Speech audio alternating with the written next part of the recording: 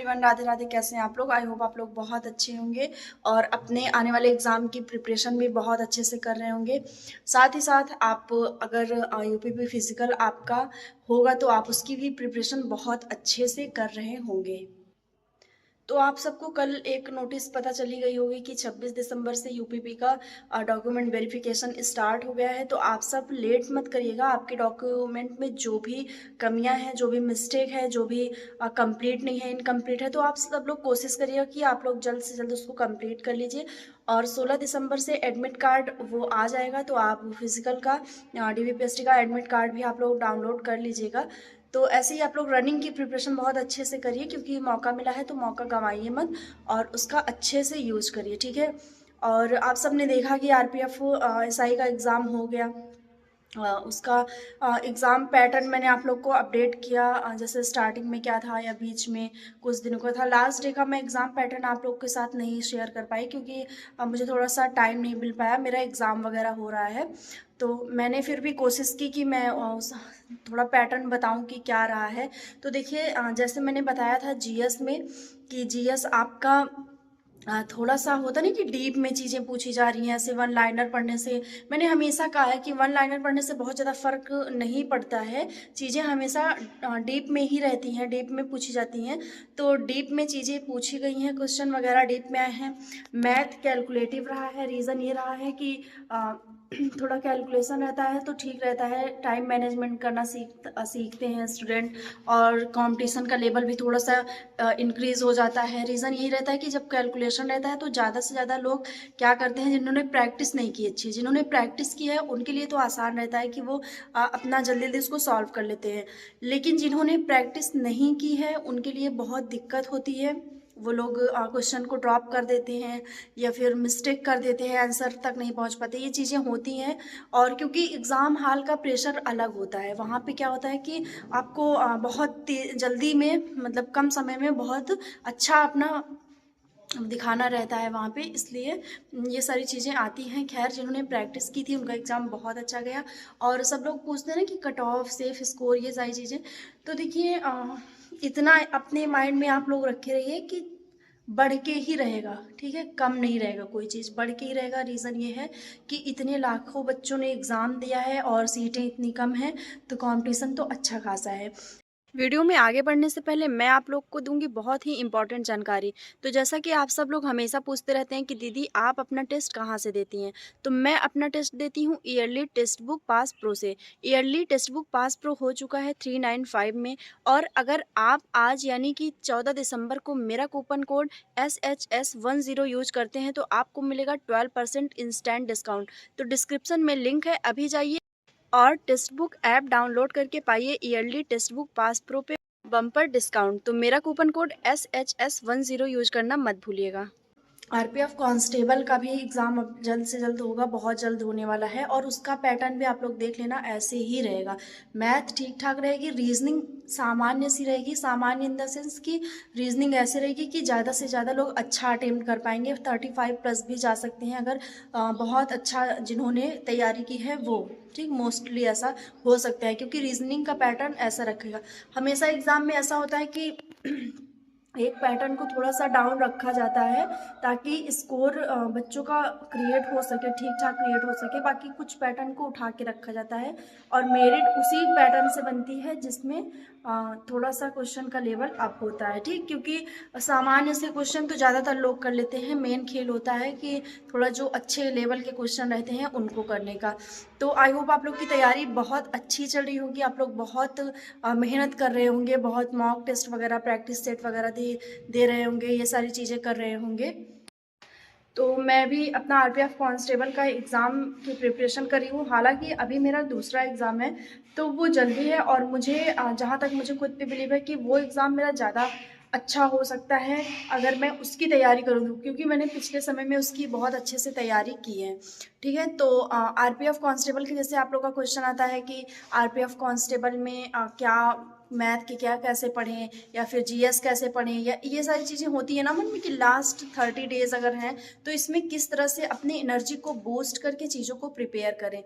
तो देखिए, मैं हमेशा सजेस्ट करती हूँ आप लोग को कि आप किस तरह से अपनी तैयारी को अच्छा बना सकते हैं, आप मैथ कैसे इंक्रीज कर सकते हैं। क्योंकि मैं हमेशा आपको अपनी पर्सनल जो मेरी रही है, मेरा एक्सपीरियंस जो रहा है पर्सनल, मैंने उसको शेयर किया है कि किस तरह से मैं मैथ में बहुत लो थी। ये बहुत ही रियल और बहुत ही फैक्ट बात है कि मैंने कितना इम्प्रूवमेंट किया और कैसे किया, ये मैंने आपको बताया भी है, आप लोगों ने देखा भी है। और जीएस के लिए मैं फिर से सजेस्ट करूंगी कि जीएस आप लोग थ्योरी पढ़िए, ठीक है, वन लाइनर पे मत जाइए। समय भले ही 30 दिन बचा है, लेकिन आप 30 दिन में भी थ्योरी पढ़िए।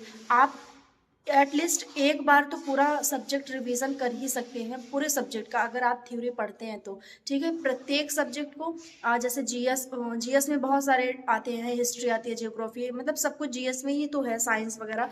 तो आप हर एक सब्जेक्ट का लगभग 1 से 1.5 घंटा अगर टाइम देंगे पर डे, हर एक सब्जेक्ट को 1 घंटा आपने हिस्ट्री को दे दिया, 1 घंटा जियोग्राफी को दे दिया, 1 घंटा पॉलिटी को दे दिया, तो आप यकीन मानिए कि 30 दिन में आपका पूरा सिलेबस रिवीजन हो सकता है। बिल्कुल हो सकता है, अगर आपने उस पर मेहनत कर ली तो, अगर उस पर काम कर लिया तो। रही बात मैथ की, जो कि लड़कों में तो ठीक है कि लड़के अपना थोड़ा सा मेहनत करते हैं, थोड़ा वो अलग उनके अंदर थोड़ा एक अलग एनर्जी होती है, एक जोश, वो कर जाते हैं। लेकिन लड़कियों को मैथ में एक डर जैसा समाया रहता है कि मैं मैथ को कैसे सॉल्व करूं, मुझसे क्वेश्चन नहीं बन रहे हैं, मैं नहीं कर पा रही हूँ इस चीज़ को मुझसे हो नहीं रहा है। और मैंने कहा है ना कि ऑफलाइन कोचिंग में आपको थोड़ा हिचक होती है पूछने में टीचर से, आप पूछने में थोड़ा सा हिचक करते हैं कि मैं पूछूंगी तो मेरी इंसल्ट हो जाएगी, या फिर लोगों को लगेगा कि इनको इतनी छोटी चीज़ें नहीं आती है। तो मैंने हमेशा बताया कि आप अभी ही भी टाइम है, 30 दिन में आप अपनी मैथ को बहुत बेस्ट कर सकते हैं, बहुत ही अच्छा कर सकते हैं। अगर आप मॉक टेस्ट देते हैं तो अगर आप कोई भी टेस्ट देते हैं, जैसे प्रैक्टिस सेट चला लगाते हैं, तो उसमें पहले आप कोशिश करिए कि आप विदाउट एनी हेल्प, मतलब किसी भी प्रकार की मदद के बिना आप क्वेश्चन को सॉल्व करिए। फिर आप देखिए कि कितने क्वेश्चन आप सॉल्व कर ले रहे हैं। टाइम मत देखिए कि आपने कितने टाइम में किया, आप देखिए कि आप कितने क्वेश्चन सॉल्व कर रहे हैं। अगर मान लीजिए 30 क्वेश्चन में से आपने 6-7 क्वेश्चन भी सॉल्व किया, ये मैं उनकी बात बता रही हूँ जो बहुत लो हैं, तो अगर आपने 6-7 क्वेश्चन भी सॉल्व कर लिया, तो आप अपने आप को ये मत सोचिए कि मैंने इतना कम किया, आप ये सोचिए कि मैंने बहुत ज़्यादा किया, नेक्स्ट टाइम मैं थोड़ा सा 2-3 क्वेश्चन और बढ़ाऊंगी। और अगर आप आरपीएफ की तैयारी कर रहे हैं, जैसे आपने प्रैक्टिस सेट लिया होगा, बहुत सारे प्रैक्टिस सेट से आप कर रहे होंगे, टेस्ट दे रहे होंगे, तमाम चीज़ें कर रहे हो, तो वो जितने क्वेश्चन हैं आप लोग उसको देखिए कि क्वेश्चन का पैटर्न किस तरह से बनता है। और अगर आप अभी एकदम बिगिनर हैं, आप पहली बार एग्ज़ाम देना चाह रहे हैं, मैथ से डर रहे हैं, मैथ आपको नहीं आ रही है, तो फिर आप क्या करिए कि आप बेसिक से पढ़ना स्टार्ट करिए, किसी भी बुक से मत पढ़िए। बुक से आप पढ़ेंगे तो आपको चीज़ें उसमें क्या लिखी रहेंगी आपको उतना समझ नहीं आएगा, क्योंकि अभी आपका प्रिपेयर नहीं है, ठीक। तो आप, मैंने कहा है कि कोई भी यूट्यूब की कोई एक क्लास जो आपके फेवरेट टीचर हों, जिनसे आपने कभी पढ़ा हो, जिनकी भाषा आपको थोड़ा सा अच्छी लगती हो, तो उनका एक प्लेलिस्ट उठा लीजिए, उसमें बेसिक से चीज़ें दी हैं, अपर लेवल तक के जितने भी एग्ज़ाम होते हैं अगर सब उसमें दिया है, तो आप बेसिक से पढ़ना स्टार्ट करिए। और ये मत सोचिए कि समय कम है, मेरा सिलेबस नहीं कंप्लीट होगा, या फिर मेरा वो, अगर आप कोई एग्ज़ाम देने जा रहे हैं, ठीक है, जरूरी नहीं कि आप उसमें 100% सिलेबस पढ़ें। 100% सिलेबस कभी कोई नहीं पढ़ सकता है, क्योंकि सिलेबस का कोई अंत ही नहीं है, ठीक, कि क्वेश्चन कहाँ से बनेंगे, कोई 100% नहीं कर सकता है। लेकिन अगर आपने 60 या 70% भी कंप्लीट कर लिया बहुत अच्छे से, तो आप किसी भी एग्ज़ाम में अच्छे से नंबर ले आ सकते हैं, पास हो सकते हैं। तो मैथ पढ़ने के लिए मैं आपको यही सजेस्ट करूँगी कि आप बेसिक से उठाइए, कोई भी ऐसी क्लास उठाइए जिसमें आप संख्या पद्धति से पढ़ रहे हैं, वर्गमूल पढ़ रहे हैं, घनमूल पढ़ रहे हैं, ठीक है, ये सारी चीज़ें पढ़ रहे हैं, तो वहाँ से स्टार्ट करिए, समझिए कि किस तरह के क्वेश्चन सॉल्व होते हैं।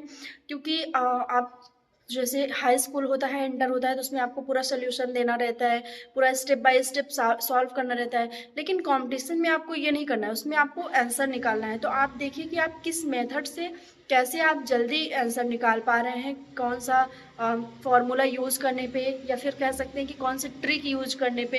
ट्रिक देखना भी इम्पॉर्टेंट है, क्योंकि बहुत सारे ऐसे क्वेश्चन हैं जो ट्रिक बेस पे बहुत अच्छा होते हैं, ठीक है। रीजनिंग में स्पेशली ऐसे होते हैं, मैथ में थोड़े बहुत ही हैं।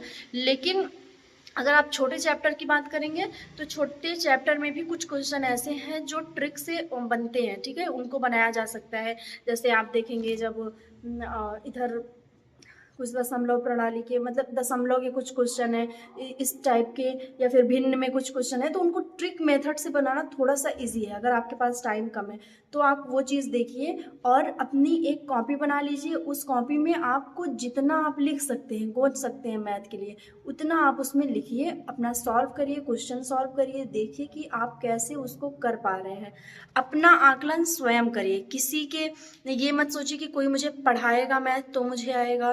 कोई जैसे कि मैं अगर अपनी बात करूँ, तो मेरे घर में मेरे फादर और मेरी सिस्टर तो मैथ की लेक्चरर ही हैं। तो कोई मतलब वही नहीं है कि उनको मैथ नहीं आता होगा, या उनको तो पूरा एकदम हर तरीके से आता है। लेकिन मैंने कभी मुझे किसी के बताने से समझ में नहीं आया, जब तक मैंने अपना उसमें नहीं दिया, अपना मतलब मैंने स्वयं का आकलन किया कि मुझे किस तरह से चीज़ें आ सकती हैं। तो ठीक है, आप लोग इस तरह से तैयारी करिए और टेस्ट वगैरह देते रहिए। मैंने आपको एक टेस्ट के बारे में बताया भी है, आप उसको ज़रूर परचेस कर लीजिए, और लगातार टेस्ट देते रहिए और आपका सिलेक्शन श्योर हो जाएगा, ठीक है। और डर छोड़ दीजिए, चाहे वो मैथ का हो चाहे जीएस का हो। मिलते हैं नेक्स्ट वीडियो में, तब तक के लिए बाय, टेक केयर।